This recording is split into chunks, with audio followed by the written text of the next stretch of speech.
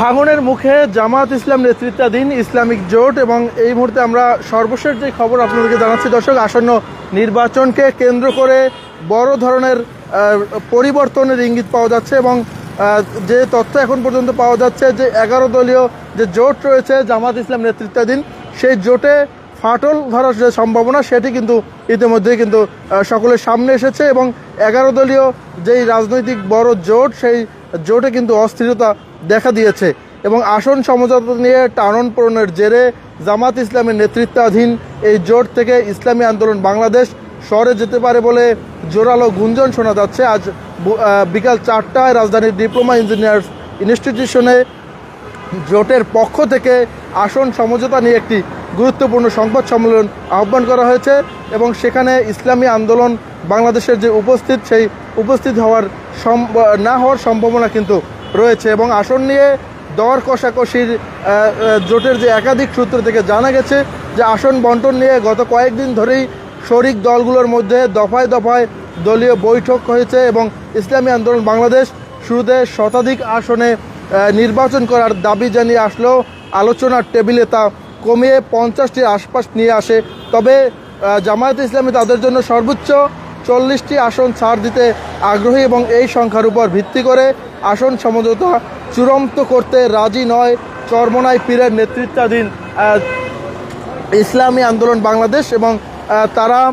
শুরা কাউন্সিলে বৈঠক ও সিদ্ধান্ত গতকাল মঙ্গলবার রাত পর্যন্ত ইসলামী আন্দোলন বাংলাদেশের যে নীতি নির্ধারণী ফোরাম ও শুরা কাউন্সিলের দীর্ঘ বৈঠক চলেছে এবং সেখানে দলীয় সূত্র মতে জানা গেছে জামাতের দেওয়া যে প্রস্তাবিত আসনের সংখ্যায় দলের বড় একটি অংশ অসন্তুষ্ট এবং তারা মনে করছেন একক দল হিসাবে ইসলামী আন্দোলন বাংলাদেশের যে সাংগঠনিক শক্তি রয়েছে তাতে 40টি আসন তাদের মর্যাদার সাথে সামঞ্জস্যপূর্ণ নয় এবং কাঙ্ক্ষিত আসন না পেলে জোটে থাকার বা না থাকার বিষয়ে আজ সংবাদ সম্মেলনের আগেই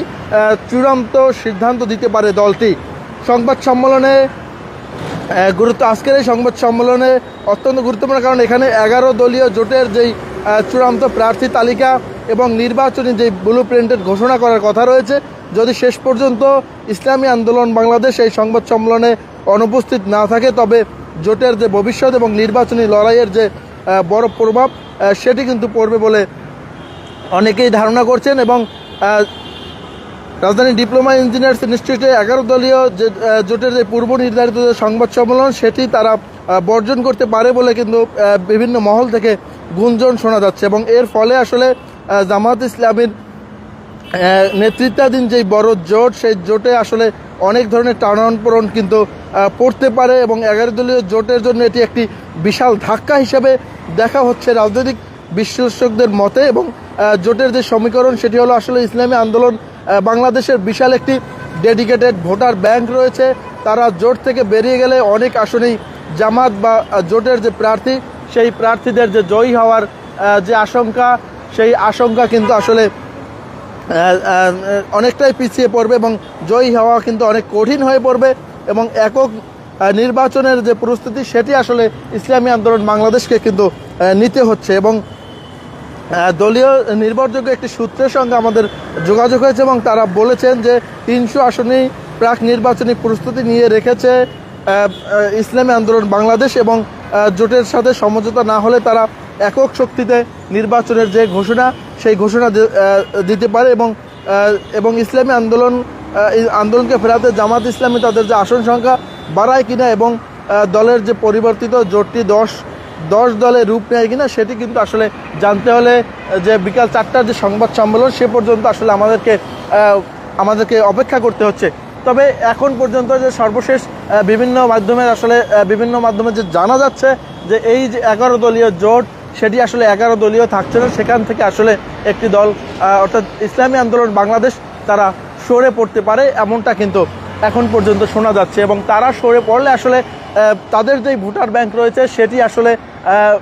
একেবারেই এই 10 দলীয় যে জোট থাকবে সেখান থেকে বিচ্ছিন্ন হয়ে পড়বে এবং সেখানে ইসলামী আন্দোলন বাংলাদেশের জন্য যেমন বিভিন্ন আসনে বিজয় লাভ করা যেমন কঠিন হয়ে পড়বে, তেমনি কিন্তু জামাত ইসলামী সহ তাদের জোটের নেতৃত্বে থাকা অন্যান্য যে দল রয়েছে সেই দলের প্রার্থীরা কিন্তু আসলে এককভাবে জয়ী হতে তাদেরকে অনেকটা বেগ পেতে হবে এবং অনেক আসন কিন্তু আসলে এ কারণে হাতছাড়া হতে পারে। এবং জামাত ইসলামী আন্দোলন বাংলাদেশ আসলে এর আগেও অর্থাৎ আওয়ামী লীগ সরকার আমলে 2018 সহ বিভিন্ন নির্বাচনে কিন্তু তারা অংশগ্রহণ করেছিল এবং তারা এখন পর্যন্ত কোনো আসনে আসলে জয়ী হতে পারেনি। এবং বরিশালের যেই আসনটিতে আসলে তারা নির্বাচন করেছিল একবারে জামাত ইসলামের যেই জামাত ইসলাম ছাড়াও ইসলামী আন্দোলন বাংলাদেশের যেখানে একেবারে ঘাঁটি বলা চলে, সেখানেও কিন্তু এর বিগত দিনে তারা জয়ী হতে পারেনি। তবে এবছর তারা একটি সংবাদ সম্মেলন করে চরমনাইর যিনি রয়েছেন এবং ইসলামী আন্দোলন বাংলাদেশের যিনি মুখপাত্র এবং দলীয় প্রধান, তিনি আসলে জানিয়েছেন যে প্রায় 100 আসনে তাদের জেতার সম্ভাবনা তারা দেখছেন। এককভাবে তাদের প্রার্থীরা 100 আসনে জিততে পারে এমনটা কিন্তু তারা ধারণা করছেন এবং সেই ধারণা থেকে তারা এই জোটে 100 বা তার কাছাকাছি আসন তারা চেয়েছিল এবং সর্বশেষ 50টি আসন তারা চেয়েছিল বলে জানা গেছে। তবে জামাত ইসলামী তাদেরকে এত আসন ছাড়তে রাজি নয় এবং সে কারণেই কিন্তু এই আসন সমঝোতা নিয়ে এক ধরনের টারণ পোড়ন সৃষ্টি হয় এবং সেই টারণ পোড়নের মধ্য দিয়ে আসলে আজকের যে সংবাদ সম্মেলন, সেই সংবাদ সম্মেলনে তাদের যে উপস্থিত কিংবা অনুপস্থিতি হওয়ার যে গুঞ্জন সেটি কিন্তু শোনা যাচ্ছে এবং এর ফলে আসলে এই যে বড় ইসলামী জোট, সেই জোটে এক ধরনের ভাঙন দেখা দিয়েছে এবং এর ফলে আসলে এই জোটের যেই জয়ী হওয়ার যে সম্ভাবনা সেটি কিন্তু অনেকটাই পিছিয়ে যাবে বলে রাজনৈতিক বিশ্লেষকরা তারা ধারণা করছেন। তবে এই জোট আসলে প্রবাসীরা অনেকেই আমরা দেখেছি বিভিন্ন সামাজিক যোগাযোগ মাধ্যমে তারা এখন পর্যন্ত পোস্ট দিয়েছেন এবং তারা লিখেছেন যে আসলে তারা বিশ্বাস করে এই ইসলামী যে জোট, সেই জোটের উপর আস্থা রেখে তারা ইতিমধ্যেই দাঁড়িপাল্লায় এবং তাদের যে নির্ধারিত মার্কা, সেই মার্কায় আসলে যে জোটের প্রার্থীরা আসলে যে যেখান থেকে নির্বাচন করছেন সেখানে তারা ভোট দিয়েছিলেন এবং আসলে সেই ভোট তারা কতটুকু আসলে যে আস্থা রেখে তারা আসলে দিয়েছিলেন, মূলত সেই আস্থা আসলে তারা হারাচ্ছেন এবং তারা বলছেন যে আসলে তাদের সঙ্গে যে বিশ্বাসঘাতকতা সেটি করা হতে পারে বলে তারা জানিয়েছেন। তবে ইসলামী আন্দোলন বাংলাদেশ তারা জোরালোভাবে দাবি করছে যে 100 আসনে তারা এককভাবে জয়ী হওয়ার যে সক্ষমতা সেটি তাদের রয়েছে বলে তারা জোরালোভাবে কিন্তু দাবি তুলেছেন। এর আগেও আমরা সেটি দেখেছি এবং সেখানে বিগত দিনের তাদের যেই চিত্র, বিগত দিনের যে নির্বাচন, সেই নির্বাচনের চিত্র কিন্তু আসলে একেবারেই ভিন্ন। তারা এর আগে এখন পর্যন্ত কোনো আসনই কখনোই জয়লাভ করতে পারেনি এবং তারা বলছেন যেহেতু পরিবর্তিত বাংলাদেশ, সে কারণে মানুষ এখন ইসলামী আন্দোলন বাংলাদেশকে চায়। এ কারণে আসলে তারা 100 আসন